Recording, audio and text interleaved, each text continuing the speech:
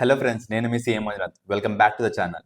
మనం portfolio build చేసేటప్పుడు మన పోర్ట్ఫోలియో అనేది బెస్ట్ పోర్ట్ఫోలియో లేకపోతే ఒక ఐడియల్ పోర్ట్ఫోలియో అనాలంటే ఫస్ట్ థింగ్ ఏంటంటే మన పోర్ట్ఫోలియోలో అన్ని టైప్ ఆఫ్ ఇన్వెస్ట్మెంట్స్ అనేవి ఇంక్లూడ్ చేసుకొని ఉండాలి. Like stocks, gold, bonds and of course real estate. First 3 types of options ఏవైతే ఉన్నాయో లైక్ స్టాక్స్ కానీ, గోల్డ్ కానీ, బాండ్స్ కానీ వీటి రిలేటెడ్గా ఇన్వెస్ట్మెంట్స్ అనేది చాలా సింప్లిఫైడ్ ప్రాసెస్. లైక్ మనందరికీ జస్ట్ ఒక యాప్ ఓపెన్ చేసి జస్ట్ బై అనే ఆప్షన్ తోటి మనం అవన్నీ కూడా మన పోర్ట్ఫోలియోలో ఇంక్లూడ్ చేసుకోవచ్చు. బట్ ప్రాబ్లం అంతా రియల్ ఎస్టేట్ తోటే వస్తుంది. ఎందుకంటే జస్ట్ రియల్ ఎస్టేట్ అనే వర్డ్ వినగానే చాలా మందికి హెడేక్ వస్తుంది, ఇంక్లూడింగ్ నాకు కూడా. ఎందుకంటే ఈ రియల్ ఎస్టేట్ లో ఇన్వెస్ట్మెంట్ అనేది లాక్స్ లో స్టార్ట్ అయ్యి క్రోర్స్ దాకా వెళ్తుంది. అండ్ మనలాంటి రీటైల్ ఇన్వెస్టర్స్ కి లైక్ ఇంత క్యాపిటల్ అనేది లైక్ ఇంపాసిబుల్ థింగ్.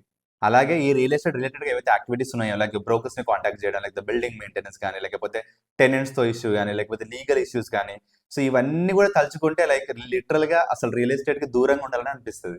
అండ్ మనందరికీ తెలిసిందే ఈ రియల్ ఎస్టేట్ లో కొనడం ఒక పెద్ద హెడేక్ అయితే దాన్ని అమ్మడం కూడా ఇంకో పెద్ద హెడేక్. సో ఇక్కడ ప్రతి ఒక్క రీటైల్ ఇన్వెస్టర్ కి ఉండే క్వశ్చన్ అలాగే డౌట్ ఏంటంటే లైక్ మనం కాంప్లెక్స్ టాపిక్ అయిన స్టాక్స్ ఏదైతే ఉందో దాన్ని సింప్లిఫైడ్ చేసి డైరెక్ట్ స్టాక్స్ లో ఇన్వెస్ట్మెంట్ చేయలేకపోయినప్పుడు మనం దానికి ఆల్టర్నేటివ్ వేలుగా మ్యూచువల్ ఫండ్స్ అనే టాపిక్ చూసుకున్నాం మనం. సో జస్ట్ లైక్ దట్ ఈ రియల్ ఎస్టేట్ అనే కాంప్లెక్స్ అలాగే ఈ ప్రాబ్లం ఏదైతే ఉందో దీనికి సొల్యూషన్ గా ఇంకేదైనా ఆల్టర్నేటివ్ వే ఆఫ్ ఇన్వెస్ట్మెంట్ ఉందా? ఎస్, స్టాక్స్ లో ఇన్వెస్ట్మెంట్ కి మ్యూచువల్ ఫండ్ అనే ఒక ఆప్షన్ ని మనం ఎలాగైతే యూజ్ చేస్తున్నామో just like that real estate అనేది ఇన్వెస్ట్మెంట్ టైప్ ఏదైతే ఉందో దీంట్లో ఇన్వెస్ట్మెంట్ కి మనం ఆల్టర్నేటివ్ వేలో ఒక ఐడియా ఉంది. దాని పేరే REIT, real estate investment trust. ఈ REIT ఆప్షన్ గురించి అందరికీ తెలిసి ఉండకపోవచ్చు, కొంతమందికి తెలిసి ఉండి కొన్ని డౌట్స్ ఉండి ఉండొచ్చు. మీరు ఏ టైప్ అయినా ఉండొచ్చు. బట్ ఈ వీడియో మొత్తం మీరు ఫుల్ గా చూసినట్టయితే లైక్ నేను మీకు ఇచ్చే ప్రామిస్ ఏంటంటే లైక్ సపోజ్ మీకు ఈ కాన్సెప్ట్ గురించి తెలియదు అనుకోండి, సో ఈ కాన్సెప్ట్ గురించి లైక్ మీకు మొత్తం క్లారిటీ వస్తుంది. లేదు మీకు సగం సగం తెలుసు ఇంకొన్ని డౌట్లు ఉన్నాయి అనుకోండి, దాదాపు మీకున్న డౌట్లు మొత్తం క్లారిఫై అవుతాయి. సో అందుకోసమే వీడియో ఎక్కడ స్కిప్ చేయకుండా లాస్ట్ వరకు చూడండి. సో ఈ రోజు మన వీడియోలో లైక్ కంప్లీట్ గా మనం REIT కాన్సెప్ట్ అంటే ఏంటో చూసుకుందాం. దాని తర్వాత ఫిజికల్ రియల్ ఎస్టేట్ కి ఈ REIT కి కంపారిజన్ లో లైక్ ఏం బెనిఫిట్స్ ఉన్నాయి, ఏం రిస్క్ ఉన్నాయి, సో ఆ పాయింట్ ఆఫ్ వ్యూలో ఒకసారి చూద్దాం. దాని తర్వాత లైక్ ఈ REIT లో పాసిబుల్ ఇన్కమ్స్ ఏంటి, లైక్ ఎలాంటి టైప్స్ ఆఫ్ ఇన్కమ్స్ వస్తాయి అది ఒకసారి చూద్దాం. అండ్ ఇంకోటి మెయిన్ థింగ్ అలాగే ఈ వీడియోలో మెయిన్ పాయింట్ ఏంటంటే లైక్ ఈ REITs ఏవైతే ఉన్నాయో వాటిని ఎలా అనలైజ్ చేయాలి, ఒక REIT తో కంపేర్ చేస్తే ఇంకో REIT ని మనం ఎలా ఫిల్టర్ అవుట్ చేసుకోవాలి, ఒక స్పెసిఫిక్ REIT మంచిగా పర్ఫామ్ చేస్తుందా లేదా, బోత్ ఫ్రమ్ ఫైనాన్షియల్ పర్స్పెక్టివ్ అలాగే non financial perspective. So complete REIT analysis అనేది చూద్దాం మనం. ఈ అనాలిసిస్ ఏదైతే ఉందో జస్ట్ థియరిటికల్ పాయింట్ ఆఫ్ వ్యూలో కాకుండా లైక్ ఒక 2 REITs ఏవైతే యాన్యువల్ రిపోర్ట్స్ కానీ క్వార్టర్లీ రిజల్ట్స్ ఏవైతే ఉంటాయో వాటిని డౌన్లోడ్ చేసుకొని మీరు ఆ డేటాని ఎక్కడ చూడాలో అన్న పాయింట్ లో కూడా నేను ఎక్స్ప్లెయిన్ చేస్తాను. అలాగే డేటా పాయింట్స్ నేను మీకు ఎక్సెల్ లో కూడా షేర్ చేయడానికి ట్రై చేస్తాను. అండ్ లాస్ట్ గా REIT రిలేటెడ్ గా ఉన్న టాక్సేషన్ రిలేటెడ్ మ్యాటర్స్ కూడా మనం కంప్లీట్ గా డిస్కస్ చేద్దాం. బట్ వీడియోలోకి వెళ్ళకన్నా ముందు కొత్తగా ఏమైనా సబ్స్క్రైబర్స్ మన ఛానల్ ని విజిట్ చేస్తే లైక్ ఒకసారి మీరు సబ్స్క్రైబ్ చేశారో లేదో రీకన్ఫర్మ్ చేసుకోండి. ఒకవేళ సబ్స్క్రైబ్ చేయకపోతే లైక్ ఒక 2 సెకండ్స్ టైం తీసుకొని సబ్స్క్రైబ్ చేయండి. అది ఇంకొన్ని మంచి వీడియోస్ మీ ముందుకు తీసుకురావడానికి మమ్మల్ని మోటివేట్ చేస్తుంది. అలాగే మా వీడియో కంటెంట్ ఎక్స్ప్లెనేషన్ నచ్చినట్టయితే లైక్ చేయడం మర్చిపోకండి. అలాగే మీ ఫ్రెండ్స్ తోటి ఫ్యామిలీ తోటి షేర్ చేయడం అస్సలు మర్చిపోకండి. సో లేట్ చేయకుండా వీడియోలోకి వెళ్ళిపోదాం. ఫస్ట్ ఆఫ్ ఆల్ ఈ REIT కాన్సెప్ట్ అయితే ఉందో సో దాని గురించి మనం ఇంకొంచెం డీటెయిల్ నేర్చుకుందాం. దీని గురించి చెప్పకన్నా ముందు ఫస్ట్ వచ్చేసి మ్యూచువల్ ఫండ్ ఎలా వర్క్ చేస్తుందో ఒకసారి చూద్దాం. మ్యూచువల్ ఫండ్ రిలేటెడ్ గా మన ఛానల్ ఆల్రెడీ కంప్లీట్ వీడియో ఉంది. లైక్ ఎవరైనా మ్యూచువల్ ఫండ్ కి బిగినర్స్ ఎవరైనా ఉన్నా సరే లైక్ మీరు ఒకసారి ఆ వీడియో చూసినట్టయితే మీకు డౌట్స్ కానీ లేకపోతే కాన్సెప్ట్ రిలేటెడ్ గా ఉన్న క్లారిటీ కానీ మొత్తం వచ్చేస్తుంది. సో ఆ వీడియోని చెక్ చేయడం మాత్రం మర్చిపోకండి. సో ఈ వీడియోలో ఈ మ్యూచువల్ ఫండ్ రిలేటెడ్ గా జస్ట్ సమ్మరీ వేలో నేను కొంచెం ఎక్స్ప్లెయిన్ చేస్తాను. సో మ్యూచువల్ ఫండ్స్ లో ఏం జరుగుతుంది, లైక్ మన లాంటి ఇన్వెస్టర్స్ ఎవరైతే ఉంటారో సో వాళ్ళందరి దగ్గర నుంచి కొంచెం అమౌంట్స్ కలెక్ట్ చేసుకొని ఒక ఫండ్ క్రియేట్ చేసుకొని ఈ ఫండ్ ద్వారా మనం ఏదైతే లైక్ ఇన్వెస్ట్మెంట్ చేయాలనుకున్నామో లైక్ స్టాక్స్ కానీ లేకపోతే డెట్ కానీ లేకపోతే గోల్డ్ లో కానీ లైక్ మన తరపున వాళ్ళు ఇన్వెస్ట్మెంట్ చేసి దాని రిలేటెడ్ గా వచ్చిన రెవెన్యూని మనతో షేర్ చేసుకుంటారు. సేమ్ వేలో REIT కూడా వర్క్ చేస్తుంది. లైక్ ఇక్కడ ఏంటంటే పూలింగ్ ఆఫ్ ఫండ్ జరుగుతుంది. బట్ ఈ ఫండ్ ని ఎక్కడ పెడతారంటే ప్యూర్ గా రియల్ ఎస్టేట్ లో. సేమ్ మ్యూచువల్ ఫండ్ కాన్సెప్ట్ లాగానే మనకు REIT లో కూడా యూనిట్స్ ఉంటాయి. సో మనకు ఎన్ని నెంబర్ ఆఫ్ యూనిట్స్ కావాలో అన్ని నెంబర్ ఆఫ్ యూనిట్స్ పర్చేస్ చేసుకుంటాం. సో ఈ REITs మన తరపున ఈ రియల్ ఎస్టేట్ లో ఇన్వెస్ట్మెంట్ చేసి వాటి రిలేటెడ్ గా వచ్చిన ఇన్కమ్స్ ని డివిడెండ్ లాగా టైం టు టైం మన బ్యాంక్ అకౌంట్ లో వేస్తుంటాయి. సో ఈ REIT లో వాళ్ళు మనకి ఎంత డివిడెండ్ ఇవ్వాలి, ఎప్పుడెప్పుడు ఇవ్వాలి అనేది మనం REIT రూల్స్ చదివేటప్పుడు కొంచెం తెలుసుకుందాం. సో దానికంటే ముందు లైక్ మీరు ఈ కాన్సెప్ట్ ఏదైతే ఉందో అది మీకు అర్థమైందని అనుకుంటున్నాను నేను. ఈ రియల్ ఎస్టేట్ లో ఏమేమి కవర్ అవుతాయి, లైక్ మన తరఫున రియల్ ఎస్టేట్ లో ఇన్వెస్ట్మెంట్ చేస్తారని చెప్తున్నాం. బట్ ఈ రియల్ ఎస్టేట్ లో ఏమేమి కవర్ అవుతాయి అంటే ఫస్ట్ మెయిన్ గా వచ్చేసి ఆఫీస్ స్పేసెస్. లైక్ పెద్ద పెద్ద కంపెనీస్ అన్ని లైక్ టెక్ పార్క్స్ ఉంటాయి, అవి ఉంటాయి కదా. సో దాంట్లో వీళ్ళు లైక్ రెంట్కి ఉంటారు కదా. సో అలాంటి బిల్డింగ్స్ లో ఇన్వెస్ట్మెంట్. దాంతో షాపింగ్ మాల్స్, లైక్ మనకు షాపింగ్ మాల్స్ పెద్ద పెద్ద మాల్స్ కనిపిస్తాయి కదా, సో దాంట్లో ఇన్వెస్ట్మెంట్స్. దాని తర్వాత కంపెనీ రిలేటెడ్ గా వేర్ హౌసెస్ ఉంటాయి కదా, సో వాటిలో కూడా ఇన్వెస్ట్మెంట్ చేస్తారు. సో మెయిన్ గా చెప్పాలంటే ఆఫీస్ ప్లేసెస్, వేర్ హౌసెస్, అలాగే షాపింగ్ మాల్స్. దీన్ని ఇంకొంచెం సింపుల్ గా చెప్పాలంటే మ్యూచువల్ ఫండ్స్ లో ఏంటంటే ఒక కంపెనీ యొక్క గ్రోత్ లో, ఒక కంపెనీ యొక్క ఫైనాన్షియల్ పర్ఫార్మెన్స్ లో మనం ఇన్వెస్ట్మెంట్ చేస్తాం. బట్ ఆర్ఈఐటి పాయింట్ ఆఫ్ వ్యూ ఏంటంటే అదే కంపెనీ ఉండడానికి అయితే మనం స్పేస్ ఇచ్చామో ఆ స్పేస్ లో మనం ఇన్వెస్ట్మెంట్ చేస్తున్నాం. సో మన నెక్స్ట్ వచ్చేసి ఫిజికల్ గా రియల్ ఎస్టేట్ ఇన్వెస్ట్మెంట్ చేసిన దానికి ఈ ఆర్ఈఐటీలో ఇన్వెస్ట్మెంట్ చేసిన దానికి డిఫరెన్సెస్ ఏంటి, సో దాని గురించి మనం డీటెయిల్ గా మాట్లాడుకుందాం. సో ఫస్ట్ వచ్చేసి ఓనర్షిప్ టైప్. మీరు ఒకవేళ ఫిజికల్ రియల్ ఎస్టేట్ ఇన్వెస్ట్మెంట్ చేస్తే, లైక్ మీరు ఏదైనా అపార్ట్మెంట్ లో కానీ బిల్డింగ్ లో కానీ ఇన్వెస్ట్మెంట్ చేస్తే దాన్ని మీరు డైరెక్ట్ ఓనర్ అన్నట్టు, లైక్ దాని డాక్యుమెంట్స్, లీగల్ డాక్యుమెంట్స్ అన్నిట్లో కూడా మీ పేరే ఉంటుంది. సో కాబట్టి మీరు డైరెక్ట్ కంట్రోల్, అలాగే డైరెక్ట్ ఓనర్. బట్ ఆర్ఈఐటీలో ఇన్వెస్ట్మెంట్ చేస్తే ఫస్ట్ థింగ్ ఏంటంటే మీరు ఒక కంపెనీలో ఇన్వెస్ట్మెంట్ చేస్తున్నారు, ఆ కంపెనీ మీ తరపున రియల్ ఎస్టేట్లో ఇన్వెస్ట్మెంట్ చేస్తుంది. సో కాబట్టి like buildings, apartments, tech parks ఏవైతే ఉన్నాయో అవన్నీ కూడా కంపెనీ పేరు మీద ఉంటుంది. బట్ ఆ కంపెనీలో మీరు పార్ట్ ఓనర్ అన్నట్టు, షేర్స్ కొని ఉంటారు కదా, యూనిట్స్ కొని ఉంటారు కదా.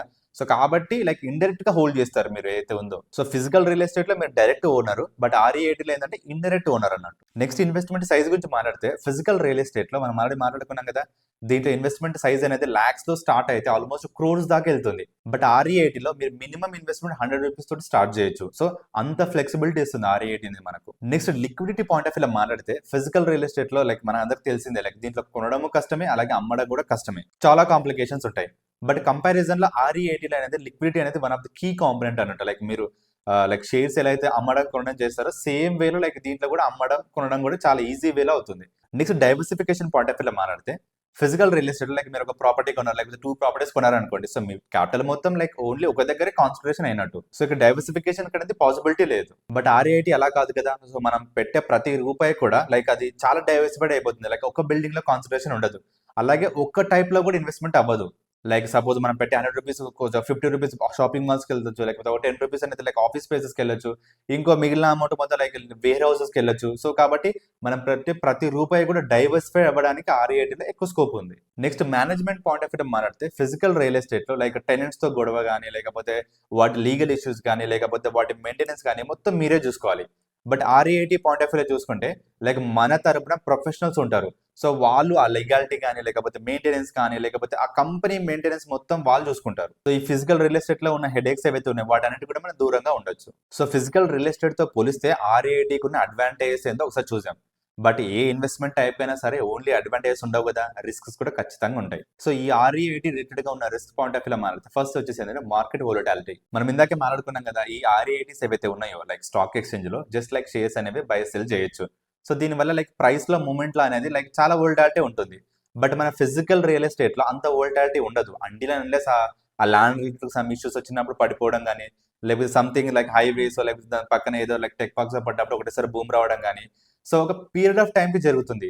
బట్ ఈ ఆర్ఈఐటీస్ అనేవి డైలీ ఫ్లక్చుయేషన్స్ ఉంటాయి. సో ఈ మార్కెట్ వోలటాలిటీ ఉండడం అనేది వన్ ఆఫ్ ది రిస్క్ అన్నట్టు. అలాగే నెక్స్ట్ రిస్క్ వచ్చేసి నో డైరెక్ట్ కంట్రోల్. మనం ఇచ్చే అమౌంట్ ని, మనం ఇన్వెస్ట్ చేసే అమౌంట్ ని లైక్ ఆర్ఈఐటీ మేనేజర్స్ ఎవరైతే ఉన్నారో, సో దేంట్లో ఇన్వెస్ట్మెంట్ చేయాలి అనేది ప్యూర్ గా వాళ్ళ డెసిషన్. అంటే like A type of tech parks లో పెట్టాలి, ఏ టైప్ ఆఫ్ వేర్ హౌసెస్ లో పెట్టాలి, ఎక్కడ పెట్టాలి అనేది ప్యూర్ గా వాళ్ళ కంట్రోల్ అన్నట్టు. సో ఇలా ప్రతి డెసిజన్ అనేది ఆర్ఈఐటీ మేనేజర్స్ చేతిలో ఉంటుంది కాబట్టి అది వన్ ఆఫ్ ది రిస్క్ అన్నట్టు మన ఆర్ఈఐటీ ఇన్వెస్ట్మెంట్ లో. నెక్స్ట్ చాలా క్రిటికల్ అలాగే చాలా ఇంపార్టెంట్ రిస్క్ వచ్చేసి ఏంటంటే ఇంట్రెస్ట్ రేట్ ఫ్లక్చుయేషన్స్. మనం దేంట్లో ఇన్వెస్ట్మెంట్ చేస్తున్నాం? ఆర్ఈఐటీ దేంట్లో ఇన్వెస్ట్మెంట్ చేస్తుంది? Real estate. మరి రియల్ ఎస్టేట్ అంటే హ్యూజ్ క్యాపిటల్ కావాలి కదా. సో మనం ఇచ్చే అమౌంట్ అనేది లైక్ వాళ్ళకి మొత్తం సరిపోదు. సో కాబట్టి వాళ్ళు హ్యూజ్ అమౌంట్స్ లో డెట్ తీసుకురావాలి, లైక్ లోన్స్ తీసుకురావాలి. సో ఎక్కడైనా సరే లోన్ టాపిక్ వచ్చిందంటే వెంటనే ఇంట్రెస్ట్ రేట్ అనేది కాంప్లిమెంటరీ గా టాపిక్ వచ్చేస్తుంది. సో వీళ్ళు హ్యూజ్ అమౌంట్స్ లో లైక్ బారోయింగ్స్ తీసుకురావాలి కాబట్టి వీళ్ళ మెయిన్ కాస్ట్ వచ్చేసి interest rate. So RBI like interest rate లో కొంచెం అప్ డౌన్ చేసినా సరే వీళ్ళ ప్రాఫిటబిలిటీ అనేది చాలా హై లెవెల్లో ఎఫెక్ట్ అవుతుంది. సో ఇది మార్కెట్ పాయింట్ ఆఫ్ వ్యూలో మనం కంట్రోల్ చేయలేని ఫ్యాక్టర్ కాబట్టి ఇది one of the key risk అన్నట్టు ఈ ఆర్ఈఐటీ ఇన్వెస్ట్మెంట్ లో. వన్స్ మనం ఆర్ఈఐటీ ఇన్వెస్ట్మెంట్ చేసిన తర్వాత మనకి ఎలాంటి టైప్స్ ఆఫ్ ఇన్కమ్స్ రావడానికి స్కోప్ ఉంది. సో దాని గురించి కూడా కొంచెం చూద్దాం మనం. ఫస్ట్ టైప్ ఆఫ్ ఇన్వెస్ట్మెంట్ వచ్చేసి క్యాపిటల్ అప్రిసియేషన్. మనం ఇందాక మాట్లాడుకున్నాం కదా, ఆర్ఈఐటీ యూనిట్స్ ఏవైతే ఉన్నాయో లిస్ట్ అయి ఉంటాయి స్టాక్ ఎక్స్చేంజ్ లో. కాబట్టి లైక్ మనం షేర్స్ ఎట్లయితే బై సేల్ చేస్తున్నామో సేమ్ వేలో బై సేల్ చేయొచ్చు ఈ ఆర్ఈఐటీని. Demand and supply point of వ్యూలో స్టాక్ ప్రైస్ అనేది అప్ డౌన్ ఎలా అయితే అవుతుందో సేమ్ వేలో కూడా ఆర్ఈఐటీ యూనిట్ వాల్యూ ఏదైతే ఉందో, ప్రైస్ ఏదైతే ఉందో అది కూడా అప్ డౌన్ అవుతుంది. So like suppose 6 months back మీరు 100 రూపీస్కి పర్ యూనిట్ RE80 కొనుక్కుంటే లైక్ 6 మంత్స్ తర్వాత అది 150 రూపీస్ అయింది అనుకోండి. ఆ 150 మైనస్ 100 రూపీస్ అయితే ఉందో 50 రూపీస్ అయితే ఉందో దాన్ని మనం క్యాపిటల్ అప్రిసియేషన్ అంటాం. నెక్స్ట్ టైప్ ఆఫ్ ఇన్కమ్ వచ్చేసి డివిడెండ్ ఇన్కమ్. మనం ఫిజికల్ ప్రాపర్టీస్ లో మనం ఇన్వెస్ట్మెంట్ చేస్తే మనకు రెంటల్ ఇన్కమ్ వస్తుంది కదా పీరియడ్ టు పీరియడ్. ఈ RE80 అయితే ఉందో రెంటల్ ఇన్కమ్ అయితే రిసీవ్ చేసుకుంటుందో దాన్ని పర్ యూనిట్ గా క్యాలిక్యులేట్ చేసుకొని మనకి డివిడెండ్ ఇన్కమ్ లాగా పే అవుట్ చేస్తుంది. ఈ డివిడెండ్ ఇన్కమ్ ఏదైతే ఉందో సెబీ రూల్స్ ప్రకారం అట్లీస్ట్ 2 టైమ్స్ ఇన్ ఇయర్, అంటే ఒక ఇయర్ లో అట్లీస్ట్ 2 టైమ్స్ అనేది లైక్ డిస్ట్రిబ్యూట్ చేయాలి. బట్ నార్మల్ గా ప్రతి RE80 ఏం చేస్తుందంటే లైక్ క్వార్టర్లీ వాళ్ళు రిజల్ట్స్ అయితే ఇస్తారు, సో క్వార్టర్లీ వాళ్ళు పే అవుట్ చేసేస్తారు. సో కాబట్టి ఆల్మోస్ట్ లైక్ ప్రతి RE80 4 times in year pay out చేస్తుంది. సో ఈ RE80 ఇన్వెస్ట్మెంట్ వల్ల మనకు క్యాపిటల్ అప్రిసియేషన్ దొరుకుతుంది, అలాగే రెగ్యులర్ ఇన్కమ్ డివిడెండ్ రూపంలో కూడా మనకు స్టడీ ఇన్కమ్ దొరుకుతుంది. సో మరి ఎవరు పడితే వాళ్ళు లైక్ మేము RE80 సో మీరు మొత్తం నాకు అమౌంట్ ఇచ్చేయండి, నేను లైక్ రియల్ ఎస్టేట్ లో పెట్టేస్తాను, వచ్చిన అమౌంట్ మొత్తం మనం పనిచేసుకుందాం అని చెప్పేస్తే సెబీ ఊరుకుంటుందా అంటే కాదు. సెబీ ప్రకారం లైక్ RE80 అనాలంటే కొన్ని సెట్ ఆఫ్ రూల్స్ ఉన్నాయి. అలాగే వన్స్ RE80 అయిన తర్వాత వీళ్ళు కొన్ని రూల్స్ పాటించాలి. సో సెబీ రూల్స్ ప్రకారం RE80 మన తరపున ఏదైతే ఇన్వెస్ట్మెంట్ చేస్తుందో సో అందులో అట్లీస్ట్ 80% ఏదైతే ఉందో ఇన్కమ్ జనరేటింగ్ ప్రాపర్టీలో పెట్టాలి. సో మీరు క్లారిటీగా చూడండి, ఫస్ట్ అది ప్రాపర్టీ అయి ఉండాలి, ఆ ప్రాపర్టీ అనేది ఇన్కమ్ జనరేటింగ్ అయి ఉండాలి. సో రిమైనింగ్ 20% ఏదైతే ఉందో వీళ్ళు వేరే టైప్ ఆఫ్ ఇన్స్ట్రుమెంట్స్ లో కూడా ఇన్వెస్ట్మెంట్ చేసుకోవచ్చు. సో ఏదైనా RE80 మన దగ్గర నుంచి అమౌంట్ మొత్తం పూలప్ చేసుకొని లైక్ నేను ఆల్రెడీ కన్స్ట్రక్షన్ చేస్తున్నాను ఒక ప్రాపర్టీని, సో 5 years ఇది కంప్లీట్ అవుతుంది, 5 years తర్వాత లైక్ మనం పెద్ద పెద్ద గూగుల్ కంపెనీకి మైక్రోసాఫ్ట్ కంపెనీకి రెంట్ ఇచ్చేద్దాము, దాని నుంచి మనకు ఫుల్ ఇన్కమ్ వస్తుంది అంటే లైక్ సెబీ ఒప్పుకోదు అన్నట్టు. సో సెబీ రూల్స్ ప్రకారం ఏ రోజు చూసుకున్నా సరే మినిమం 80% ఇన్వెస్ట్మెంట్ అనేది కంప్లీటెడ్ ప్రాపర్టీస్ ఏవైతే ఉంటాయో ఆల్రెడీ ఇన్కమ్ రావడానికి రెడీగా ఏవైతే ఉంటాయో అలాంటి ప్రాపర్టీస్ లోనే పెట్టాలి. ఈ 20% లో కూడా ఓన్లీ 10% మాత్రమే అండర్ కన్స్ట్రక్షన్ ప్రాపర్టీస్ లో పెట్టాలి. ఆ మిగిలిన 10% కూడా లైక్ ఇంకా సంథింగ్ ఏదైనా ఇన్కమ్ జనరేటింగ్ ఇన్స్ట్రుమెంట్స్ లోనే పెట్టాలి. అలాగే RE80కి ఏదైతే ఇన్కమ్ వస్తుందో అందులో అట్లీస్ట్ 90% ఏదైతే ఉందో అది మొత్తానికి డివిడెండ్స్ లాగా షేర్ హోల్డర్స్ కి పంచాలి. అంతేగాని RE80 తన దగ్గర ఉన్న ఇన్కమ్ మొత్తాన్ని తన దగ్గర దాచుకుంటా అంటే మాత్రం సెబీ అలౌ చేయదు. ఇది కూడా ఇన్వెస్టర్స్ ని ప్రొటెక్ట్ చేయడానికి సెబీ ఇచ్చిన రూల్ అన్నట్టు. అలాగే సెబీ రూల్స్ ప్రకారం ఒక RE80కి అట్లీస్ట్ అసెట్స్ వాల్యూ అనేది 500 crores ఉండాలి. అంటే వీళ్ళు మన దగ్గర నుంచి పూలప్ చేసిన అమౌంట్ ని వాళ్ళు ఇన్వెస్ట్మెంట్ చేస్తారు కదా, సో ఆ ఇన్వెస్ట్మెంట్స్ వాల్యూ మొత్తాన్ని కలిపితే అట్లీస్ట్ 500 crores ఉండాలి. అందుకే చెప్తున్నాను లైక్ వీళ్ళు ఇంట్రెస్ట్ ఎక్కువ కాస్ట్ ఎందుకు అవుతుందంటే మనం ఇచ్చే అమౌంట్ అనేది మరి 500 crores కి ఈక్వల్ కాదు. సో కాబట్టి వీళ్ళు మెజారిటీ ఆఫ్ ది పోర్షన్ ని బ్యాంక్ లోన్ గా తీసుకురావాలి. అందుకే మనకు ఇంట్రెస్ట్ రేట్ ఫ్లక్చుయేషన్ అనేది చాలా పెద్ద రిస్క్ అని చెప్పాం మనం ఈ RE80కి. అలాగే సెబీ రూల్స్ ప్రకారం NAV ఏదైతే ఉందో నెట్ అసెట్స్ వాల్యూ అంటే పర్ యూనిట్ వాల్యూ ఏదైతే ఉందో దాన్ని వీళ్ళు at least 2 times in financial year declare చేయాలి. సో అందుకోసం సెబీ రూల్స్ ప్రకారం at least 2 times dividend income share holders కి పంచాలి అని చెప్తుంది. బట్ నార్మల్ గా లైక్ వీళ్ళు క్వార్టర్లీ రిజల్ట్స్ ఇచ్చినప్పుడు NAV క్యాల్కులేట్ చేస్తారు కదా, సో దాని బేసిస్ మీదనే లైక్ 4 times ఇన్ ఇయర్ గా వీళ్ళు ప్రతి RE80 అనేది డివిడెండ్ ఇన్కమ్ డిస్ట్రిబ్యూట్ చేస్తుంది ఇప్పుడు ప్రెసెంట్ ఇండియాలో. సో ఈ RE80 రిలేటెడ్ గా సెబీ అయితే రూల్స్ ఇష్యూ చేసిందో మీకు అది అర్థం అయినాయని అనుకుంటున్నాను. సో ఈ రూల్స్ తెలుసుకోవడం ఎందుకు మనకి ఇంపార్టెంట్ అంటే లైక్ మనకు ఏదైనా ఇన్వెస్ట్మెంట్ చేస్తున్నప్పుడు మన రైట్స్ ఏంటి, ఆబ్లిగేషన్స్ ఏంటి అని తెలుసుకోవడం చాలా ఇంపార్టెంట్. సో ఆ పాయింట్ ఆఫ్ వ్యూ నేను మీకు ఈ రూల్స్ కూడా ఎక్స్ప్లెయిన్ చేశాను. నెక్స్ట్ మన వీడియోలో the important and interesting topic వచ్చేసి RE80 అనాలిసిస్. అంటే ఒక RE80 పర్ఫార్మెన్స్ ని ఎలా అనలైజ్ చేయాలి, అలాగే ఒక RE80ని ఇంకో RE80తో కంపారిజన్ చేసినప్పుడు ఏ ఫ్యాక్టర్స్ లోని మన కన్సిడరేషన్ లో తీసుకోవాలి. మనం ఈ అనాలిసిస్ చెక్ లిస్ట్ లాగా తీసుకోవచ్చు. సో ఫస్ట్ చెక్ లిస్ట్ వచ్చేసి ఏంటంటే పోర్ట్ఫోలియో అనాలిసిస్. ఇందులో మనం 3 points చెక్ చేయాలి. ఫస్ట్ వచ్చేసి ఏంటంటే లైక్ టైప్ ఆఫ్ ప్రాపర్టీస్, అలాగే జియోగ్రఫికల్ ప్రెజెన్స్, అలాగే type of clients. Types of properties గురించి మాట్లాడితే ఫస్ట్ వచ్చేసి ఏంటంటే మన RE80 మనం అయితే ఇన్వెస్ట్మెంట్ చేస్తున్నామో దాని యొక్క పోర్ట్ఫోలియోలో ఎలాంటి టైప్స్ ఆఫ్ ప్రాపర్టీస్ లో ఇన్వెస్ట్మెంట్ చేసింది, లైక్ ఆఫీస్ స్పేసెస్ లో చేసిందా, లేకపోతే రీటైల్ స్పేస్ అంటే లైక్ మాల్స్ అలాంటివి అయితే ఉంటాయి వాటిలో ఇన్వెస్ట్మెంట్ చేసిందా, లేకపోతే వేర్ హౌసెస్ వాటిలో ఇన్వెస్ట్మెంట్ చేసిందా. ఎందుకంటే ఒక్కొక్క టైప్ ఆఫ్ ఇన్వెస్ట్మెంట్ ఒక్కొక్క టైప్ ఆఫ్ ప్రాపర్టీ బట్టే దాని రిస్క్ ప్రొఫైల్ ఉంటుంది, అలాగే దాని గ్రోత్ ప్రాబబిలిటీ ఉంటుంది. ఆఫీస్ స్పేసెస్ అనుకోండి, సో రీసెంట్ గా లైక్ అందరూ వర్క్ ఫ్రమ్ ఆఫీస్ లైక్ ఎక్కువ టెండెన్సీ చూపిస్తున్నారు కాబట్టి సో ఆఫీస్ స్పేసెస్ కి లైక్ రానున్న రోజుల్లో లైక్ డిమాండ్ పెరిగే ఛాన్స్ ఉంది. సో దీంట్లో గ్రోత్ మంచిగా కనిపిస్తుంది. అలాగే రీటైల్ పాయింట్ ఆఫ్ వ్యూ లో మాట్లాడితే అంటే మాల్స్ పాయింట్ ఆఫ్ వ్యూ లో మాట్లాడితే కన్స్యూమర్ స్పెండింగ్ పవర్ మీద డిపెండ్ అయి ఉంటుంది. సపోజ్ కన్స్యూమర్ స్పెండింగ్ పవర్ పెరుగుతుంది అనుకోండి అంటే ఈ మాల్స్ రిలేటెడ్ గా కూడా డిమాండ్ పెరిగే ఛాన్స్ ఉంటుంది. అలాగే next where houses point of view లో మాట్లాడితే సపోజ్ లైక్ మ్యానుఫ్యాక్చరింగ్ ఎంటిటీస్ పెరుగుతున్నాయి, మ్యానుఫ్యాక్చరింగ్ కంపెనీస్ పెరుగుతుంది, లేకపోతే ఈ కామర్స్ సెక్టర్ మంచి గ్రో అవుతుంది అనుకోండి, అప్పుడు వేర్ హౌసెస్ కి మంచి గ్రోత్ డిమాండ్ రావడానికి స్కోప్ ఉంటుంది. సో కాబట్టి ఒక్కొక్క టైప్ ఆఫ్ ప్రాపర్టీకి ఒక్కొక్క టైప్ ఆఫ్ గ్రోత్ పొటెన్షియల్ ఉంటుంది, అలాగే రిస్క్ ఫ్యాక్టర్స్ కూడా ఉంటాయి. కాబట్టి వాటి గురించి అంటే మన REIT దేంట్లో ఇన్వెస్ట్మెంట్ చేస్తుంది అని తెలుసుకోవడం అనేది చాలా ఇంపార్టెంట్. అలాగే నెక్స్ట్ వచ్చేసి జియోగ్రఫికల్ ప్రెజెన్స్ అంటే లైక్ మన REIT అసెట్స్ ఏవైతే ఉన్నాయో అవన్నీ కూడా ఒకటే దగ్గర కాన్సన్ట్రేటెడ్ అయి ఉన్నాయా, లేకపోతే స్ప్రెడ్ అయి ఉన్నాయా, లైక్ పాన్ ఇండియా బేస్గా స్ప్రెడ్ అయి ఉన్నాయా అనేది కూడా చాలా ఇంపార్టెంట్. ఎందుకంటే ఒకటే దగ్గర కాన్సన్ట్రేటెడ్గా ఉందనుకోండి, ఫర్ సపోజ్ ఆ ఏరియాలో ఆ రీజియన్లో సంథింగ్ ఏదో ప్రాబ్లం వచ్చింది అనుకోండి, అంటే మొత్తం అసెట్స్ పోవడానికి స్కోప్ ఉంది, అలాగే మన ఇన్కమ్ మొత్తానికి కొలాప్స్ అయ్యే స్కోప్ కూడా ఉంది. సో కాబట్టి లైక్ జియోగ్రఫికల్ గా ప్రెసెన్స్ అనేది ఎలా ఉంది అని తెలుసుకోవడం కూడా చాలా ఇంపార్టెంట్. నెక్స్ట్ వచ్చేసి క్లయింట్స్ అన్నట్టు, అంటే బేసికల్గా చెప్పాలంటే టెనెంట్స్. సో మన REIT అయితే ఉందో, ఫర్ సపోజ్ ఆఫీస్ స్పేస్ అనుకోండి, సో ఆఫీస్ స్పేస్ REIT అయితే ఉందో ఎవరెవరికి ఇస్తున్నారు, అలా క్లయింట్స్ ఎవరు, లైక్ చిన్న చిన్న కంపెనీస్ కి ఇస్తున్నారా, లేకపోతే పెద్ద పెద్ద companies like Google, Microsoft like ఇలాంటి కంపెనీస్ కి ఇస్తున్నారా? ఇక్కడ మెయిన్ థింగ్ ఏంటంటే GCC క్లయింట్స్ ఎక్కువగా ఉన్న REITకి మనం ఎక్కువ ప్రిఫర్ చేయొచ్చు. GCC అంటే గ్లోబల్ క్యాపబిలిటీ సెంటర్స్, అంటే మెయిన్గా చెప్పాలంటే MNCs కంపెనీస్ అని చెప్పొచ్చు. సో వీళ్ళ ద్వారా మనకు మంచి రెవెన్యూ ఎక్కువ రావడానికి స్కోప్ ఉంటుంది కాబట్టి, సో మనం పెట్టి REIT అందులో కూడా మనం ఆఫీస్ స్పేస్ రిలేటెడ్గా REIT సెలెక్ట్ చేసుకుంటే GCC క్లయింట్స్ ఎక్కువగా ఉన్నారా లేదని చూసుకొని వాళ్ళు ఎక్కువగా ఉన్న REIT సెలెక్ట్ చేసుకోవడం అనేది మన గ్రోత్ పొటెన్షియాలిటీ పెంచడానికి మంచి స్కోప్ ఉంటుంది. ఈ టెనెంట్స్ పాయింట్ ఆఫ్ వ్యూలో మనం ఇంకొక చిన్న అబ్జర్వేషన్ ఏం చేయాలంటే, like majority of the income ఏదైతే ఉందో కాన్సన్ట్రేటెడ్ అయి ఉండకూడదు. ఫర్ సపోజ్ లైక్ మన 10% ఆఫ్ ది క్లయింట్స్ లోంచి లైక్ మనకి 90% ఆఫ్ రెవెన్యూ వస్తుంది అనుకోండి, ఇది concentration risk. For suppose 10% client ఒకటేసారి వెళ్ళిపోతే సో ఇన్కమ్ మొత్తానికి పడిపోయే స్కోప్ ఉంటుంది. కాబట్టి ఇలా కాన్సన్ట్రేటెడ్ రిస్క్ ఉండకూడదు మనకు. సో ఇవి పోర్ట్ఫోలియో అనాలిసిస్ పాయింట్ ఆఫ్ వ్యూలో మనం చూడాల్సిన చెక్ లిస్ట్ అన్నట్టు. నెక్స్ట్ చెక్ లిస్ట్ వచ్చేసి డెట్ ఎవాల్యుయేషన్. మనం ఫస్ట్ నుంచి మాట్లాడుతున్నాం కదా, మనం మొత్తం కూడా రియల్ ఎస్టేట్ లో డీల్ చేస్తున్నాం. సో రియల్ ఎస్టేట్ అంటే హెవీ క్యాపిటల్ ఇంటెన్సివ్ అన్నట్టు. సో మనం ఇచ్చే అమౌంట్స్ అనేది వాళ్ళకు మొత్తానికి సరిపోకపోవచ్చు, కాబట్టి లైక్ వాళ్ళు కూడా హ్యూజ్ అమౌంట్స్ లో బారోయింగ్ తీసుకొస్తారు. కాబట్టి డెట్ ని ఎవాల్యుయేట్ చేయడం కూడా REIT పర్ఫార్మెన్స్ లో చాలా ఇంపార్టెంట్. సో ఈ డెట్ ఎవాల్యుయేషన్ మనం 2 పాయింట్స్ చూడాలి. ఫస్ట్ వచ్చేసి అంటే లోన్ టు వాల్యూ రేషియో, ఇంకోటి వచ్చేసి ఇంట్రెస్ట్ కవరేజ్ రేషియో. సో ఈ లోన్ టు వాల్యూ రేషియో ఎలా క్యాలిక్యులేట్ చేశారంటే, వీళ్ళ టోటల్ లైక్ ప్రాపర్టీస్ ఏవైతే ఉంటాయో వాటి యొక్క వాల్యూ ఎంత, దాని తర్వాత వీళ్ళు మొత్తం డెట్ అయితే తీసుకున్నారో అంటే లోన్స్ ఏదైతే తీసుకున్నారో దాని యొక్క వాల్యూ ఎంత. సో ఈ debt divided by properties value చేస్తే మనకు వచ్చేది loan to value ratio. So దీనివల్ల మనకేం తెలుస్తుందంటే, మొత్తం ప్రాపర్టీస్ ఏవైతే వాల్యూ ఉందో అందులో వీళ్ళ డెట్ అనేది ఎంత ప్రపోర్షన్. ఇంకా సింపుల్ గా చెప్పాలంటే మనం మొత్తం ప్రాపర్టీస్ ని మనం ఎంత డెట్ పెట్టి కొన్నామని చెప్పడానికి. ఇది ఎంత తక్కువ ఉంటే అంత బెటర్. సో ఈ లోన్ టు వాల్యూ రేషియో ఎంత తక్కువగా ఉంటే మన లోన్ మీద అంత డిపెండెన్స్ తక్కువగా ఉన్నట్టు, ఫ్యూచర్ లో మనం ఇంట్రెస్ట్ కాస్ట్ అంత తక్కువగా కడుతున్నట్టు, సో ఫ్యూచర్ లో మన ప్రాఫిటబిలిటీ పెరగడానికి అంత స్కోప్ ఉన్నట్టు. నెక్స్ట్ థింగ్ వచ్చేసి ఇంట్రెస్ట్ కవరేజ్ రేషియో, అంటే మన ప్రాఫిట్స్ ఏవైతే ఉన్నాయో అవి ఇంట్రెస్ట్ తో కంపారిజన్ చేస్తే ఎన్ని టైమ్స్ ఎక్కువ ఉంది అని చెప్పడానికి అన్నట్టు. సో దీని కూడా ఎగ్జాంపుల్ గా చూసుకుంటే, ఫర్ సపోజ్ మన ప్రాఫిట్స్ 100 రూపీస్ అనుకోండి, మనం ఇంట్రెస్ట్ అయితే పే చేస్తున్నాం అది 25 రూపీస్ అనుకోండి, 100 డివైడెడ్ బై 25 అంటే 4 టైమ్స్ అన్నట్టు. అంటే మన ప్రాఫిట్స్ ఏవైతే ఉన్నాయో ఇంట్రెస్ట్ తో కంపారిజన్ చేస్తే 4 టైమ్స్ ఎక్కువగా ఉన్నాయి అన్నట్టు. అంటే ఆ REIT అయితే ఉందో ఇంట్రెస్ట్ పోర్షన్ ని చాలా ఈజీగా రికవర్ చేయగలుగుతుంది, చాలా ఈజీగా పే అవుట్ చేయగలుగుతుంది అనేది మనకు అర్థమవుతుంది. సో ఇంట్రెస్ట్ కవరేజ్ రేషియో ఎంత ఎక్కువగా ఉంటే అంత బెటర్ అన్నట్టు REITకి. సో సమ్మరీగా చెప్పాలంటే లోన్ టు వాల్యూ రేషియో ఎంత తక్కువగా ఉంటే అంత బెటర్, ఎందుకంటే లోన్స్ అంత తక్కువగా ఉన్నట్టు. ఇంట్రెస్ట్ కవరేజ్ రేషియో ఎంత ఎక్కువగా ఉంటే అంత బెటర్, ఎందుకంటే మన ఇంట్రెస్ట్ తో పోలిస్తే మన ప్రాఫిట్స్ అనేవి ఎంత ఎక్కువగా జనరేట్ చేయగలుగుతున్నామని చెప్పగలుగుతుంది కాబట్టి.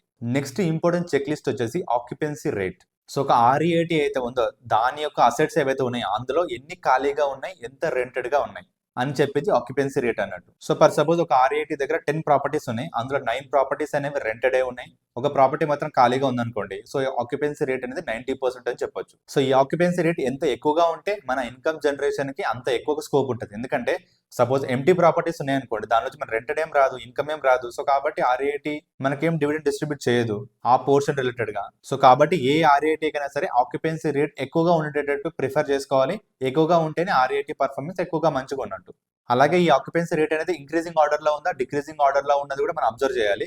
డిక్రీజింగ్ ఆర్డర్ లో ఉన్నది ప్రిఫరబుల్, ఇంక్రీజింగ్ ఆర్డర్ లో ఉంది అంటే దాని రీజన్స్ ఏంటో ఒకసారి చూడాలి. లైక్ మార్కెట్ లో డిమాండ్ పడిపోయిందా, లేకపోతే వీళ్ళు అయితే పోర్ట్ఫోలియో మెయింటైన్ చేస్తారో అది కరెక్ట్ గా లేదా అన్నది కూడా ఫర్దర్ అనాలిసిస్ చేయాల్సిందే. నెక్స్ట్ ఇంపార్టెంట్ చెక్ లిస్ట్ వచ్చేసి వేల్, WALE, weighted average lease expiry అంటాం.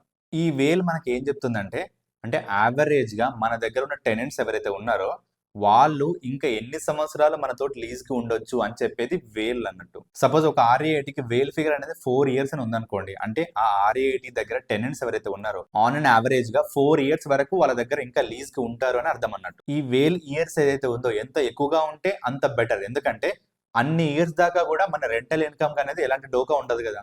ఇంకా సమ్మర్గా చెప్పాలంటే ఎన్ని ఇయర్స్ వరకు మనకు స్టేబుల్ ఇన్కమ్ వస్తుంది REIT నుంచి అని చెప్పగలిగే వన్ ఆఫ్ ది ఫ్యాక్టర్ వేల్ అన్నట్టు. నెక్స్ట్ ఇంపార్టెంట్ చెక్ లిస్ట్ వచ్చేసి వాల్యుయేషన్ మెట్రిక్స్. ఇందులో మనం మెయిన్ గా చెక్ చేసేది నెట్ అసెట్స్ వాల్యూ NAV, అలాగే ప్రైస్ టు బుక్ రేషియో, అలాగే డివిడెండ్ ఈల్డ్ పర్సెంటేజ్.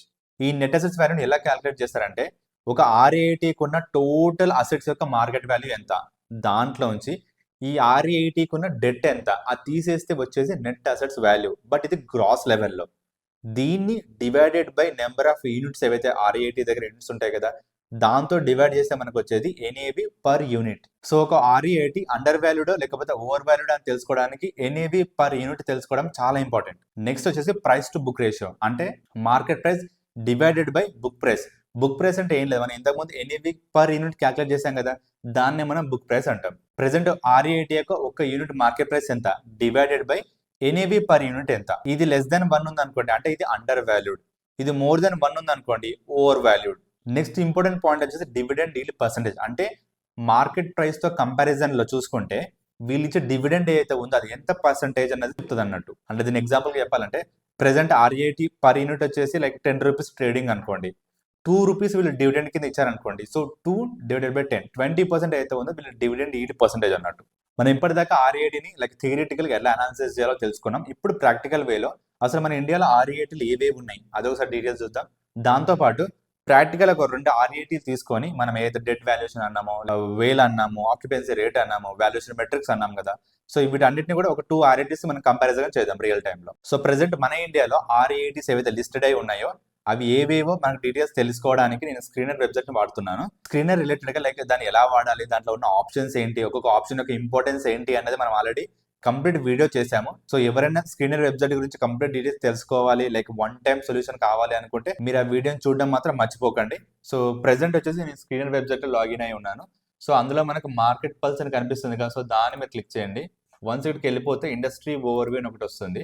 ఇందులో మీరు సెర్చ్ చేయండి రియల్ ఎస్టేట్ అని చెప్పేసి. సో ఇక్కడ మీకు కనిపిస్తుంది ఓకే 148లో రియల్ ఎస్టేట్ ఇన్వెస్ట్మెంట్ ట్రస్ట్ మనకు 6 ఉన్నాయంట. సో దాన్ని క్లిక్ చేస్తే మనకు కనిపిస్తుంది. సో దీని యొక్క కరెంట్ మార్కెట్ ప్రైస్ ఏంటి, దాని డీటెయిల్స్ అన్ని కనిపిస్తాయి. సో ఇక ప్రాస్పరా టైటానియం అనేది దీంట్లో మీరు అసలు కన్సిడరేషన్ తీసుకోకండి, ఎందుకంటే ఇది ఒక SME స్టాక్. సో అందుకోసమే దీని కరెంట్ మార్కెట్ ప్రైస్ ఉంది, ఆ రేంజ్ లో ఉంది. SME కాకుండా మనకు 5 ఉన్నాయి, బట్ ఈ లిస్ట్ లో మనకు ఒకటి మిస్ అయ్యింది. సో అనంతం హైవేస్ అని కూడా ఒక REIT ఒకటి ఉంది, లిస్టెడ్ అయి ఉంది. బట్ మేబీ ఈ లిస్ట్ స్క్రీనర్ లో ఉన్న లిస్ట్ అనేది ఇంకా అప్డేట్ కాలేదు. సో మొత్తం మీద మనకు 6 REITలు ఉన్నాయి. బట్ మనం ఈ రోజు వీడియోలో ఒకటి వచ్చేసి మైండ్ స్పేస్, ఇంకోటి వచ్చేసి నెక్సస్ సెలెక్ట్, ఈ 2 REITని తీసుకొని కంపారిజన్ చేద్దాం. సో మన REITస్ని అనలైజ్ చేయాలంటే ఫస్ట్ మనం దాంట్లో రిలేటెడ్ గా ఉన్న రిపోర్ట్స్ కావాలి, లైక్ అవి క్వార్టర్ రిజల్ట్స్ అవ్వచ్చు, లేకపోతే యాన్యువల్ రిపోర్ట్స్ అన్న కావచ్చు. సో వాటిని ఎలా డౌన్లోడ్ చేసుకోవాలి, ఎక్కడి నుంచి డౌన్లోడ్ చేసుకోవాలంటే జస్ట్ మీరు ఏం చేయాల్సిన అవసరం లేదు. అఫీషియల్ గా వాళ్ళ వెబ్సైట్స్ ఏవైతే ఉంటాయో వాటిలోనే వీళ్ళు ప్లేస్ చేస్తారు. సో జస్ట్ మీరు గూగుల్కి రండి. సపోజ్ మీరు మైండ్ స్పేస్ క్వార్టర్ రిజల్ట్స్ కావాలనుకోండి, so mind space quarter results అని సెర్చ్ చేయండి. సో ఫస్ట్ వాళ్ళ ఏదైతే మైండ్ స్పేస్ వాళ్ళ యొక్క అఫీషియల్ వెబ్సైట్ ఉంటుందో దాంట్లోకి వస్తుంది. సో వన్స్ మీరు క్వార్టర్ రిజల్ట్స్ క్లిక్ చేశారనుకోండి ఇక్కడ హెడ్ పేజ్కి, సో మీరు వన్స్ వాళ్ళ మెయిన్ పేజ్ అయితే ఉందో, వాళ్ళ అఫీషియల్ వెబ్సైట్ అయితే ఉందో దానికి రూట్ అవుతారు. సో మీరు జస్ట్ స్క్రోల్ డౌన్ చేశారనుకోండి, సో క్వార్టర్ రిజల్ట్స్ అని ట్యాబ్ కనిపిస్తుంది, యాన్యువల్ రిజల్ట్స్ అని ట్యాబ్ కనిపిస్తుంది. సో మీకు క్వార్టర్ రిజల్ట్స్ కావాలంటే ఇది డౌన్లోడ్ చేసుకోవచ్చు, యాన్యువల్ రిపోర్ట్స్ కావాలంటే ఇక్కడ డౌన్లోడ్ చేసుకోవచ్చు. PDFs అవన్నీ అవైలబుల్ గా ఉంటాయి. సో మైండ్ స్పేస్ ది అలాగే నెక్సస్ ది క్వార్టర్ రిజల్ట్స్ అలాగే యాన్యువల్ రిపోర్ట్స్ అలా డౌన్లోడ్ చేసుకున్నాను. డౌన్లోడ్ చేసి వాటిలోంచి డేటా పాయింట్స్ ఏవైతే ఉన్నాయో మీ ఈజీ రిఫరెన్స్ కోసం, ఎందుకంటే మీరు రిపోర్ట్ అనేది 200 పేజెస్ 500 పేజెస్ ఉంటుంది. సో దాంట్లోంచి మీరు వెతకగలుగుతారో వెతకలేరో అన్న పాయింట్లో నేను ఆల్రెడీ ఈ 2 REITs ఏవైతే ఉన్నాయో నెక్సస్ సెలెక్ట్ అలాగే మైండ్ స్పేస్, వీటి రిలేటెడ్ గా మన అనాలిసిస్ పాయింట్స్ ఏవైతే ఉన్నాయో వాటి యొక్క డేటా పాయింట్స్ నేను ఆల్రెడీ కలెక్ట్ చేసి పెట్టాను. దాంతోపాటు ఈ డేటా పాయింట్స్ నేను ఆల్రెడీ వాళ్ళ రిపోర్ట్స్ తో చూపిస్తాను లైవ్ గా. ఫర్ సపోజ్ ఒక ఈజీ రెఫరెన్స్ కోసం, సమ్మరీ వే కోసం నేను ఆల్రెడీ ఎక్సెల్ లో వేసి పెట్టేశాను. ఈ REITs రిలేటెడ్ గా పోర్ట్ఫోలియో గురించి మాట్లాడితే, అంటే వీళ్ళు ఏ పోర్ట్ఫోలియో ఇన్వాల్వ్ అయి ఉన్నారన్న దాని గురించి మాట్లాడితే, నెక్సస్ సెలెక్ట్ వచ్చేసి మాల్స్, హోటల్స్, ఆఫీసెస్. ఇంకా టు బి స్పెసిఫిక్ చెప్పాలంటే నెక్సస్ సెలెక్ట్ అనేది ఎక్కువ ఆల్మోస్ట్ 90% వరకు మాల్స్ ఇన్వెస్ట్మెంట్ చేస్తుంది. అందుకే మనకు ఆల్రెడీ హైదరాబాద్ లో కనిపిస్తుంది, లైక్ కూకట్పల్లిలో లైక్ నెక్సస్ మాల్ కనిపిస్తుంది. సో ఈ నెక్సస్ సెలెక్ట్ ఎక్కువగా స్పెషల్ గా ఫోకస్ చేసేది మాల్స్ అన్నట్టు. దాని తర్వాత మైండ్ స్పేస్ రిలేటెడ్ గా చూసుకుంటే వీళ్ళు ఆఫీస్ లో ఉన్నారు, హాస్పిటాలిటీలో ఉన్నారు, రీటైల్ లో ఉన్నారు, రెసిడెన్షియల్ లో ఉన్నారు, అలాగే మాల్స్ లో కూడా ఉన్నారు. బట్ మైండ్ స్పేస్ యొక్క మెయిన్ థీమ్ వచ్చేసి ఆఫీస్ స్పేస్ అన్నట్టు. నెక్స్ట్ డెట్ ఎవాల్యుయేషన్ గురించి మాట్లాడితే ఫస్ట్ నెక్సస్ గురించి మాట్లాడదాం. Loan to value coverage ratio వచ్చేసి 18% అంట, ఇంట్రెస్ట్ కవరేజ్ రేషియో వచ్చేసి 4 times, యావరేజ్ డెట్ కాస్ట్ వచ్చేసి 7.5%, రేటింగ్ వచ్చేసి AAA, అలాగే ఐసీఆర్ఏ రేటింగ్ అన్నట్టు. నెక్సస్ యొక్క ఇలాగే ఫైనాన్షియల్ రిపోర్ట్స్ ఏవైతే ఉన్నాయో వాటిలోంచి నేను డేటా కలెక్ట్ చేసి ఎక్సెల్ లో పెట్టాను. ఒకవేళ ఈ డేటా అనేది లైక్ వాళ్ళ రిపోర్ట్స్ లో ఎక్కడ ఉంది అని మీకు చూపించాలనుకుంటే ఈ నెక్సస్ యొక్క లేటెస్ట్ ఏదైతే క్వార్టర్లీ రిజల్ట్స్ ఉందో దాని యొక్క పీడిఎఫ్ నేను తీసుకుంటున్నాను. సో దాంట్లో మీరు చూసుకున్నట్టయితే ఈ 23rd పేజ్లో సో ఇక బ్యాలెన్స్ షీట్ పాయింట్ ఆఫ్ వ్యూలో వీళ్ళు మాట్లాడుతున్నారు. సో ఇందులో మీరు చూసుకున్నట్టయితే లోన్ టు వాల్యూ రేషియో 18% అంట. దాని తర్వాత వీళ్ళకి క్రిసిల్ రేటింగ్ ఉంది, ఐసీఆర్ఏ రేటింగ్ ఉంది. దాని తర్వాత వీళ్ళు మాట్లాడుతుంటే లైక్ ఇంట్రెస్ట్ కవరేజ్ వచ్చేసి 4 times ఉంది. దాని తర్వాత యావరేజ్ డెట్ కాస్ట్ వచ్చి 7.5% ఉంది. సో ఇట్లా డిఫరెంట్ స్లైడ్స్లో ఉంటుంది. సో మీది ఈజీ రిఫరెన్స్ కోసం నేను ఆల్రెడీ ఎక్సెల్లో తీసి పెట్టేశాను. నెక్స్ట్ వచ్చేసి మైండ్ స్పేస్ రిలేటెడ్గా వచ్చేసి ఎల్టీవీ వాల్యూ వచ్చేసి 24.2% అంట. తర్వాత ఇంట్రెస్ట్ కవరేజ్ వచ్చేసి 3.1% అంట. యావరేజ్ డెట్ వచ్చేసి 7.52%, రేటింగ్ వచ్చేసి AAA రేటింగ్. సేమ్ ఈ డేటా కూడా మైండ్ స్పేస్ యొక్క క్వార్టర్ రిజల్ట్స్ అయితే ఇచ్చారో దాంట్లో నుంచి డేటా తీసుకున్నాను. సో ఒకవేళ నేను ఆ రిజల్ట్స్లో ఆ రిపోర్ట్లో ఈ డేటా చూపించాలంటే సో ఇక్కడ వచ్చేసి 14th పేజ్లో లైక్ ఇక్కడ మీకు కనిపిస్తుంది కదా లోన్ టు వాల్యూ ఎంత లైక్ 24.2%, కాస్ట్ ఆఫ్ డెట్ ఎంత, దాని తర్వాత దీని యొక్క రేటింగ్ ఏంటి, సో అది కూడా ఇక్కడ కనిపిస్తుంది. దాని తర్వాత ఇంకొంచెం కిందికి స్క్రోల్ డౌన్ చేస్తే లైక్ మనకి ఇక్కడ కనిపిస్తుంది ఏంటంటే లైక్ ఇంట్రెస్ట్ కవరేజ్ రేషియో ఎంత అనేది. సో లేటెస్ట్గా అయితే క్వార్టర్ రిజల్ట్స్ వీళ్ళు రిలీజ్ చేస్తారో దాంట్లో మనకి ఈ డీటెయిల్స్ అనేవి క్లారిటీగా కనిపిస్తాయి మనకు. బట్ ప్రాబ్లం ఏంటంటే లైక్ డిఫరెంట్ స్లైడ్స్లో దీన్ని ఇన్కార్పొరేట్ చేస్తారు కాబట్టి వెతుక్కోవడం అనేది కొంచెం కష్టంగా ఉంటుంది. బట్ స్టిల్ డేటా మొత్తం మనకు అవైలబుల్గా ఉంటుంది. నెక్స్ట్ ఆక్యుపెన్సీ రేట్ గురించి మాట్లాడితే నెక్స్ట్ సెలెక్ట్లో వచ్చేసి 96% అంట, మైండ్ స్పేస్లో వచ్చేసి 94% అంట. సేమ్ ఈ డేటా కూడా రిపోర్ట్స్ అయితే ఉందో దాంట్లో నుంచి నేను తీసుకున్నాను. నెక్స్ట్ ఇంపార్టెంట్ థింగ్ వచ్చేసి వేల్ అంటే వెయిటెడ్ యావరేజ్ లీజ్ ఎక్స్పైరీ అయితే ఉందో అది వచ్చేసి లైక్ నెక్స్ట్ సెలెక్ట్కి 4.7 years అంట, మైండ్ స్పేస్కి వచ్చేసి 7.4 years. సేమ్ ఈ డేటా కూడా వాళ్ళ లేటెస్ట్ యొక్క క్వార్టర్లీ కానీ అన్యువల్ రిపోర్ట్స్ ఏవైతున్నాయి దాని నుంచే తీసుకున్నాను. సో అదేలా చెక్ చేయాలో కూడా నేను చూపిస్తాను. సో నెక్సస్ పాయింట్ ఆఫ్ వ్యూలో మాట్లాడితే వాళ్ళ యొక్క లేటెస్ట్ క్వార్టర్లీ రిజల్ట్స్ అయితే ఉందో దాంట్లోకి వెళ్ళి జస్ట్ మీరు సెర్చ్ కొట్టేసి ఇక్కడ కంట్రోల్ F కొట్టేసి వేల్ అనే WALE ఈ లెటర్ తోటి మీరు సెర్చ్ చేశారనుకోండి డైరెక్ట్ మీకు ఆటోమేటిక్ ఇక్కడ కనిపిస్తుంది అన్నట్టు. ఇక్కడ వేల్ చూసుకుంటే లైక్ 4.7 years. నేను డేటాలో కూడా అదే మెన్షన్ చేశాను. మైండ్ స్పేస్ రిలేటెడ్ కూడా వాళ్ళ లేటెస్ట్ అయితే క్వార్టర్ రిజల్ట్స్ ఉందో దాంట్లోకి వెళ్ళాలి. జస్ట్ పీడిఎఫ్ డౌన్లోడ్ చేసుకొని సెర్చ్లో WALE సెర్చ్ చేశారనుకోండి మీకు ఇక్కడ కనిపిస్తుంది లైక్ వేల్ ఆఫ్ 7.4 years అన్నట్టు. సో నేను కూడా డేటా పాయింట్స్లో అదే మెన్షన్ చేశాను. జస్ట్ ఏంటంటే లైక్ మీకు ఈజీ రిఫరెన్స్ కోసం నేను ఎక్సెల్లో ఆల్రెడీ డేటా పాయింట్స్ అన్ని ప్లాట్ చేసి పెట్టేశాను. నెక్స్ట్ ఇంపార్టెంట్ చెక్ లిస్ట్ వచ్చేసి వాల్యుయేషన్ మెట్రిక్స్. వీళ్ళ యొక్క క్వార్టర్లీ రిజల్ట్స్ అయితే లేటెస్ట్గా ఉన్నాయో దాంట్లోంచి ఏవైతే NAV వీళ్ళు కోట్ చేశారో దాన్ని నేను డేటా పాయింట్స్ లాగా ప్లాట్ చేశాను. సో ఈ NAVని కూడా వాళ్ళు ఇచ్చిన రిజల్ట్స్లో మనం ఎలా సెర్చ్ చేయాలి అని మీకు డౌట్ వస్తే ఏం లేదండి, జస్ట్ వాళ్ళ రిజల్ట్స్ ఏదైతే ఇచ్చారో క్వార్టర్ రిజల్ట్స్ అయితే వచ్చారో అక్కడికి వెళ్ళండి. జస్ట్ సెర్చ్లో NAV అని సెర్చ్ చేయండి. సో నెక్సస్ పాయింట్ ఆఫ్ వ్యూలో NAV అనే ఇచ్చారు. So 159 per unit. నేను కూడా డేటా పాయింట్స్ అదే మెన్షన్ చేశాను. బట్ మైండ్ స్పేస్ రిలేటెడ్గా ఏంటంటే వాళ్ళ రిపోర్ట్లో NAV అని ఇవ్వలేదు, నెట్ అసెట్స్ వాల్యూ అని ఇచ్చారు. సో కాబట్టి కొన్ని రిపోర్ట్స్లో NAV అని సెర్చ్ చేయండి, NAV వచ్చేస్తుంది. ఒకవేళ NAV వాల్యూ NAV అని సెర్చ్ చేస్తే రాకపోతే నెట్ అసెట్స్ అని సెర్చ్ చేయండి. సో ఆటోమేటిక్గా మీకు నెట్ అసెట్స్ అనేది వచ్చేస్తుంది మీకు. సో ఇక్కడ మైండ్ స్పేస్లో చూసుకుంటే నెట్ అసెట్స్ అని నేను సెర్చ్ చేశాను. ఇక్కడ మీకు 483.7 per unit అయితే ఉందో అదే నేను ఇక్కడ డేటా పాయింట్లో కోట్ చేశాను నేను. నెక్స్ట్ 2 వాల్యుయేషన్ మెట్రిక్స్ ఏవైతే ఉన్నాయి అంటే ప్రైస్ టు బుక్ కానీ లేదా డివిడెండ్ డీల్ కానీ వీళ్ళ రిపోర్ట్స్లో మెన్షన్ చేయరు. థర్డ్ పార్టీ రిపోర్ట్స్ ఏవైతే ఉంటాయో వాటిలోంచి తీసుకురావాలి. నేను మార్నింగ్ స్టార్ ఇండియా అయితే వెబ్సైట్ ఉందో దాంట్లోంచి తీసుకొచ్చాను. So price to book next select వచ్చేసి 1.75, మైండ్ స్పేస్ వచ్చేసి 1.91, డివిడెండ్ డీల్ వచ్చేసి 3.9% నెక్సస్ సెలెక్ట్ ఉందంట, 4.72 మైండ్ స్పేస్ ఉందంట. నేనైతే ప్రెజెంట్ ఈ నెక్సస్కి మైండ్ స్పేస్కి డేటా పాయింట్స్ అని కలెక్ట్ చేశాను. ఇఫ్ ఎట్ ఆల్ ఇంకా 4 REATs ఏవైతే ఉన్నాయో వాటి రిలేటెడ్గా కూడా మీకు డేటా పాయింట్స్ కావాలనుకుంటే ఒక ఎక్సెల్లో మీకు చేసి ఇవ్వాలి అనుకుంటే జస్ట్ కామెంట్ సెక్షన్లో పింక్ చేయండి. ఒకవేళ ఎక్కువ మందికి మిగిలిన 4 REATs ఏవైతే ఉన్నాయో వాటి రిలేటెడ్గా కూడా డేటా పాయింట్స్ కావాలి, ఎక్కువ మంది కామెంట్ చేయగలిగితే నేను ఆ వర్క్ కూడా కంప్లీట్ చేసి మీకు షేర్ చేస్తాను. సో ప్యూర్లీ అది మీ ఇంట్రెస్ట్ అన్నట్టు, సో దట్ మీ అనాలిసిస్కి చాలా యూజ్ అవుతుంది. నెక్స్ట్ ఈ REAT యొక్క టాక్సేషన్ పాయింట్ ఆఫ్ వ్యూలో మాట్లాడితే మనకు 2 ఇన్కమ్స్ ఉన్నాయి కదా, ఒకటి వచ్చేసి డివిడెండ్ ఇన్కమ్, ఇంకోటి వచ్చేసి capital appreciation. Dividend income point of వ్యూలో ఏంటంటే మనకి ఎగ్జామ్ట్ అవ్వాలా ట్యాక్స్ అవ్వాలా అనేది వాళ్ళు REAT వాళ్ళు తీసుకున్న ఆప్షన్ బట్టి ఉంటుంది అన్నట్టు. అంటే ఇన్కమ్ ట్యాక్స్ డిపార్ట్మెంట్ వాళ్ళు ఈ REATకి ఒక ఆప్షన్ ఇచ్చారు అన్నట్టు. అంటే సెక్షన్ 115BAA అని ఒక ఆప్షన్ ఇచ్చారు. ఏంటంటే ఒకటి మీరు ఫ్లాట్గా ఒక తక్కువ రేట్ ఆఫ్ ట్యాక్స్ కట్టేసేయండి, మీకు ఎలాంటి కంప్లైన్సెస్ ఉండవు. లేదు అంటే ఒక నార్మల్ కంపెనీ అయితే ట్యాక్స్ కడుతుందో అలా కట్టేసేయండి, ఫుల్ కంప్లైన్సెస్ ఉంటాయి. సో వీళ్ళు ఈ ఆప్షన్ని చూస్ చేసుకుంటే అంటే వీళ్ళు తక్కువ రేట్ ఆఫ్ ట్యాక్స్ కడతారు ఎవరు REAT వాళ్ళు. కాబట్టి అది ఆ ఇన్కమ్ మళ్ళీ మన చేతిలోకి వచ్చిందంటే మనం కూడా ట్యాక్స్ కట్టాలి. ఎలా? మన స్లాబ్ రేట్స్ ఏవైతే ఉంటాయి, యూజువల్ స్లాబ్ రేట్స్ ఏవైతే ఉంటాయి వాటి ప్రకారంగా కట్టాలి. లేదు ఒకవేళ REAT అనేది ఆ ఆప్షన్ని చూస్ చేసుకోలేదు అంటే తక్కువ రేట్ ఆఫ్ ట్యాక్స్ కాకుండా ఎక్కువ రేట్ ఆఫ్ ట్యాక్సే కట్టింది అనుకోండి, అంటే మన తరపున ఆల్రెడీ REAT ట్యాక్స్ కట్టింది కాబట్టి మళ్ళీ అది మన చేతిలోకి వచ్చినప్పుడు మళ్ళీ మనం ట్యాక్స్ కట్టాల్సిన అవసరం లేదు. అంటే ఒకవేళ REAT ఆ ఆప్షన్ చూస్ చేసుకుంటే మన దగ్గర ట్యాక్సబుల్, ఒకవేళ RE80 ఆ ఆప్షన్ చూస్ చేసుకోకపోతే మన చేతిలో మొత్తానికి ఎగ్జామ్టెడ్. ఎందుకంటే మన తరపున ఆల్రెడీ RE80 ట్యాక్స్ కట్టింది కాబట్టి. ఒకవేళ క్యాపిటల్ అప్రిసియేషన్ పాయింట్ ఆఫ్ వ్యూలో మాట్లాడితే అంటే క్యాపిటల్ గెయిన్స్ పాయింట్ ఆఫ్ వ్యూలో మాట్లాడితే అంటే మన అమ్మిన ప్రైస్‌కి, కొన్న ప్రైస్‌కి డిఫరెన్స్ అయితే ఉంటుందో దాన్ని మనం క్యాపిటల్ గెయిన్స్ అంటాం. సో, ఈ క్యాపిటల్ గెయిన్స్ మీద ట్యాక్స్ ఎంత అనేది మనం మాట్లాడుకుంటే ఇది పీరియడ్ ఆఫ్ హోల్డింగ్ అన్నట్టు. అంటే నువ్వు ఎన్ని రోజులు హోల్డ్ చేసావు ఆ RE80ని అన్న దాని బేసిస్ మీద ట్యాక్స్ రేట్ అనేది డిసైడ్ అవుతుంది. ఒకవేళ మోర్ దెన్ 12 మంత్స్ అంటే 1 ఇయర్ కంటే ఎక్కువ హోల్డ్ చేస్తున్నాం అనుకో ఇది లాంగ్ టర్మ్ కేటగిరీ కిందకి వస్తుంది. లెస్ దాన్ 12 మంత్స్ హోల్డ్ చేశారనుకోండి అంటే షార్ట్ టర్మ్ కేటగిరీ కింద వస్తుంది. అంటే మీరు కొన్న డేట్ నుంచి వితిన్ 12 మంత్స్‌లో అమ్మేస్తేనేమో షార్ట్ టర్మ్. మీరు కొన్న డేట్ నుంచి ఆఫ్టర్ 12 మంత్స్ సేల్ చేస్తేనేమో లాంగ్ టర్మ్ కేటగిరీ కిందకి వస్తుంది. షార్ట్ టర్మ్ పాయింట్ ఆఫ్ వ్యూలో మాట్లాడితే అంటే లెస్ దాన్ 12 మంత్స్ మీరు హోల్డ్ చేస్తే లైక్ ఫ్లాట్ 20% అన్నట్టు. లాంగ్ టర్మ్ క్యాపిటల్ గెయిన్స్ ఏమొచ్చినా సరే 1.25 లాక్స్ దాకా ఎగ్జామ్టెడ్. అంటే అప్పటిదాకా మీరు ట్యాక్స్ ఏం కట్టాల్సిన అవసరం లేదు. మోర్ దాన్ 1.25 లాక్స్ మీరు ఎంత హెల్ప్ చేస్తారో అది మొత్తం మీద ఫ్లాట్‌గా 12.5% రేట్ అనేది పే చేయాల్సి ఉంటుంది. సో అంతే అండి, వీడియో ఎండింగ్‌లోకి వచ్చేసాము. సో ఈ RE80 రిలేటెడ్ కాన్సెప్ట్ ఏదైతే ఉందో అది మీకు క్లారిటీ వచ్చింది. మీకున్న డౌట్స్ అన్ని క్లారిఫై అయ్యాయి అని అనుకుంటున్నాను. ఇఫ్ ఎట్ ఆల్ ఇంకా మీకు ఏమైనా డౌట్స్ ఉన్నా, ఇంకేమైనా ఫర్దర్ క్లారిఫికేషన్ కావాలన్నా కామెంట్ సెక్షన్‌లో పింక్ చేయండి. నేను అవైలబుల్‌గా ఉంటాను మీకు. సో మా కంటెంట్ ఎక్స్‌ప్లనేషన్ మీకు నచ్చినట్టయితే సబ్స్క్రైబ్ చేయడం, లైక్ చేయడం, మీ ఫ్రెండ్స్, ఫ్యామిలీకి షేర్ చేయడం అస్సలు మర్చిపోకండి. నెక్స్ట్ వీడియోలో ఇంకో ఇంపార్టెంట్ టాపిక్‌తో నేను మళ్ళీ మిమ్మల్ని కలుస్తాను. అంతవరకు సైనింగ్ ఆఫ్ మీ CA మంజునాథ్.